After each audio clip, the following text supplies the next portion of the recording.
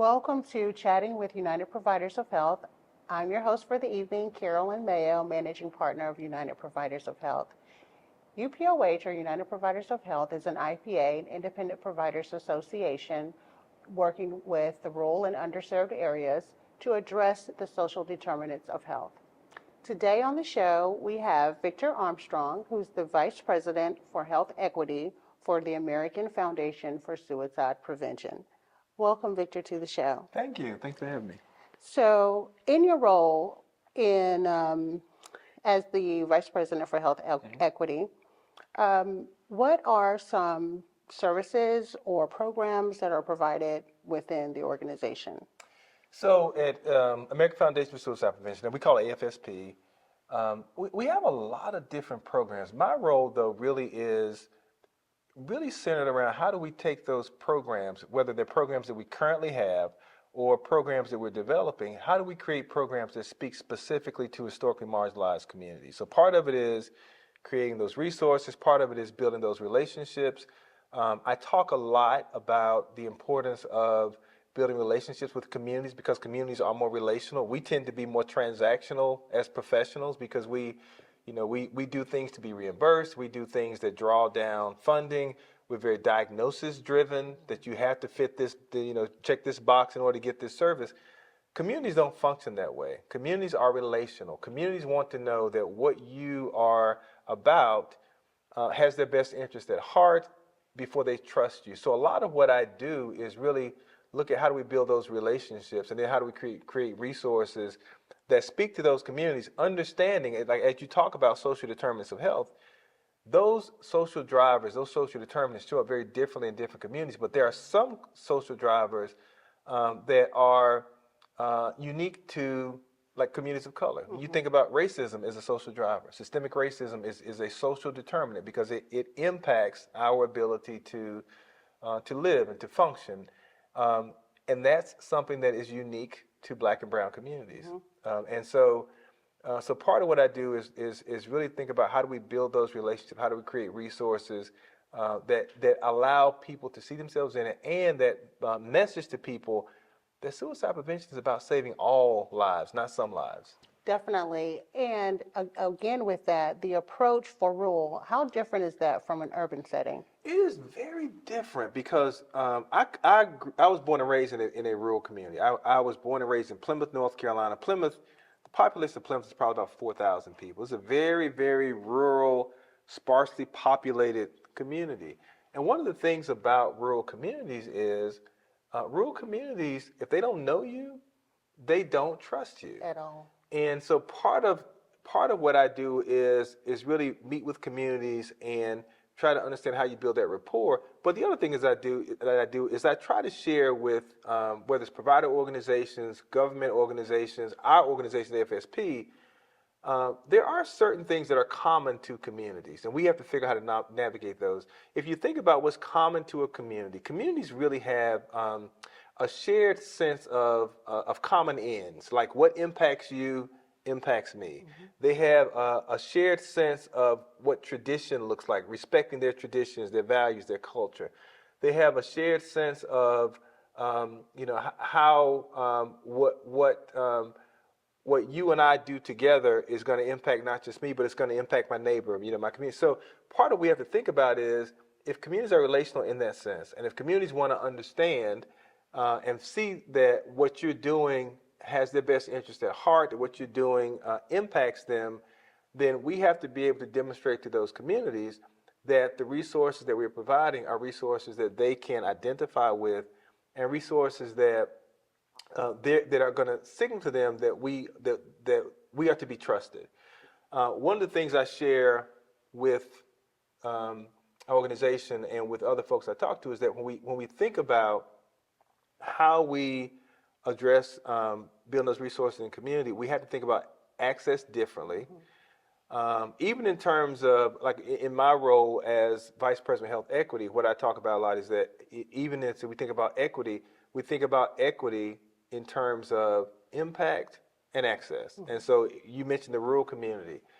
So if we are talking about health equity in terms of rural communities being disproportionately impacted because they don't have access to resources, they don't have access to the providers and to the expertise. Well, then how do we provide access to rural communities? One of the ways we do that is we look at what are people in the community already vested in, and then how do we come alongside that? Not try to replace that, not try to come in and create something and say, you know, I come from New York or I come from Raleigh. I know what you need. This is the program you need. But how do I create something that says to them, I'm vested in your community? So one of the things that we do in rural communities is we look at who are the trusted leaders in the community, who are the trusted messengers in the community. Rural communities, oftentimes the faith-based communities. So how do we build relationships with faith-based communities? How do we build relationships with community organizations and allow them to be our guides in the community? So it's really important in those rural communities to build partnerships with those trusted messengers, those trusted voices in the community. And those trusted messengers, trusted voices look very different sometimes in rural communities than they do in urban communities. Yeah. In a rural community, my father, for example, is a pastor. He's a retired pastor now.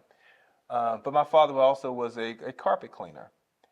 And for most organizations, when you start looking at, well, who are the leaders in the community, you don't go to a carpet cleaner. Right. But as a pastor in a rural community, he wields a lot of power and influence. Right. And so in rural communities, it can look very, very different. Very different. Yeah. Very different. So when we were a part of UPOH is addressing the social determinants of health, and some of those factors affect where you live, work, eat, play, and age. Right.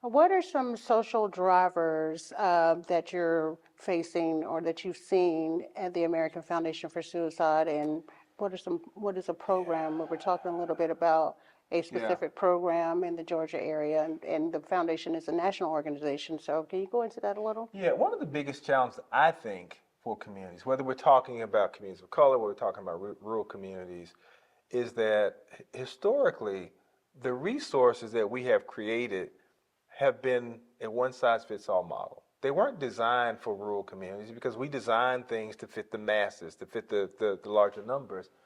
And so we really have not had resources that address many of the challenges that rural communities face. One of the biggest challenges that rural communities face is access. Right. You know, how do they get access to services? And so part of what we do to address that is, again, we try to look at what would access look like in a rural community, and also looking at access as not just being providing more of the same. Access is about providing resources that are relatable to my lived experience, that are culturally relevant, and resources that I'm willing to utilize. Right. Because if you put resources in my community that I don't identify with and I'm not willing to utilize, you have not given me access to what I need. You've given yourself access to me, and that's very different. Very different. And what a lot of communities sense from us is you want something from me. You're not here to help me, you want something from me. So one of the ways that we address that is, and again, as you talk about creating resources in places where people live, work, play, and worship. So one of the things that we have done is we have created what we call Soul Shop for Black churches. There's an organization called Soul Shop Movement. Soul Shop has been around for a couple of decades, but they have never had resources that would speak to Black and Brown communities. It's been a program designed for faith leaders to help faith leaders understand how to reach congregates that may be dealing with suicidal desperation. Okay. And understanding that when we talk about suicidal desperation, we're talking about it could be people that are suicidal, having suicidal thoughts at the moment. It could be people that are past suicide attempt survivors. It could be people that are worried about somebody who they think might be attempting suicide. Or it could be people that are suicide loss survivors. So they've lost someone. We have never created space in communities, whether we're talking about the black community, rural communities, we haven't created space in faith-based circles to have those conversations. But in whether we're talking rural communities or black and brown communities, there are a lot of churches. The church is always, and the church is a recognizable resource that we utilize. So what we've done is we partnered with Soul Shop. We put together a panel of experts. We brought in researchers. We brought in folks with lived experience. We brought in advocates. And we created Soul Shop for Black Churches. It's a curriculum specifically designed for the black church. And so what it does is it acknowledges and addresses, first of all, the data that says that, yes, suicide is a problem in the black community. We also talk about what's unique to the black experience. So we talk about there are certain stressors that we all face. We all face things like unemployment. We all face things like, the loss of loved ones, things like that. We all face economic challenges when we have inflation. But systemic racism, that's something that is unique to black and brown communities. When we think about things like the mass incarceration, things like that more so impact black and brown communities, we build that into the curriculum to talk about and address those things.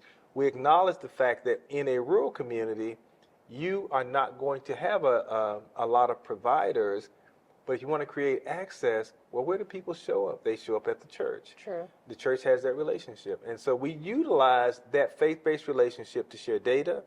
So we train pastors, and we created this curriculum. It's an 8-hour curriculum that trains pastors in how to share the data, how to recognize the risk factors, how to talk about the protective factors, but also how to take these principles that we're giving you around ministering to people that are impacted by suicide, and how you build that into your theology. Not that it conflicts with your theology, but another tool in your tool belt, because you want to be able to provide healing to people also who are struggling mentally and emotionally. What we found is that while a lot of churches have been reluctant to have that conversation in the past, part of the reason is because they don't understand it. They don't have the language. They don't know how.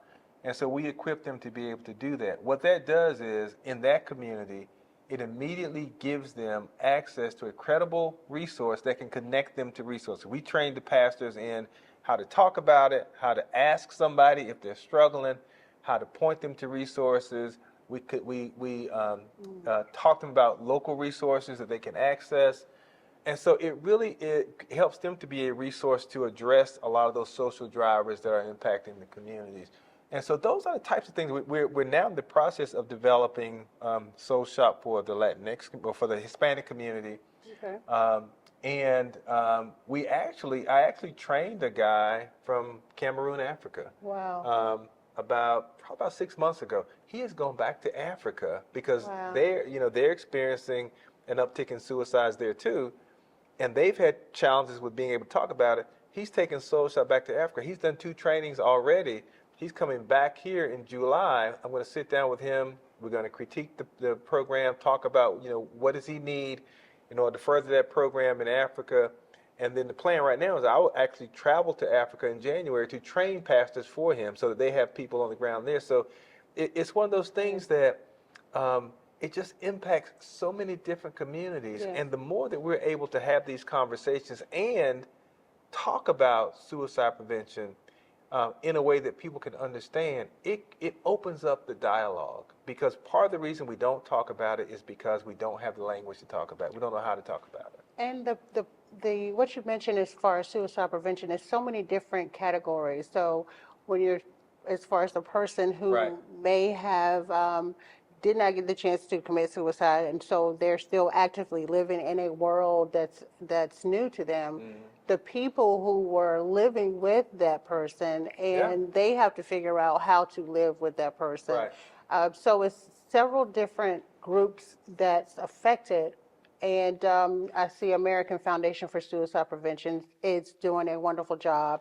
And it's a national organization. Yeah, It's yeah. been around for 30 something years, over 30 Yeah, I years. want to say 87, I think, is when we started. We are today America's largest suicide prevention organization.